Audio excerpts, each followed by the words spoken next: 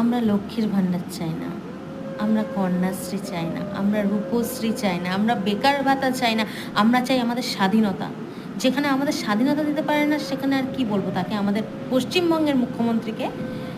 আজ কতদিন হয়ে গেল মেয়েটির এরকম ঘটনাটা ঘটেছে, তার কোনো প্রতিবাদ পেয়েছি মুখ্যমন্ত্রীর কাছ থেকে? পেয়েছি? 10 লাখ টাকা নাকি একটা মেয়ের জীবনের দাম। তাহলে তো আপনার জীবনের দামও 10 লাখ টাকা, আমি তো সেটাই বলবো। যেখানে আমাদের জীবনের দাম আপনার কাছে 10 লাখ টাকা, আপনার কাছে টাকার হিসাব দিয়ে জীবনের দামের মূল্য হয়, সেখানে আর কি বলবো?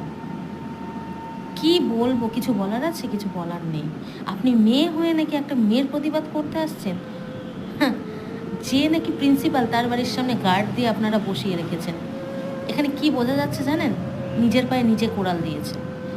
আপনাদের যে হাত নেই সেটা স্পষ্ট বোঝা যাচ্ছে, এখানে যে আপনাদের হাত আছে।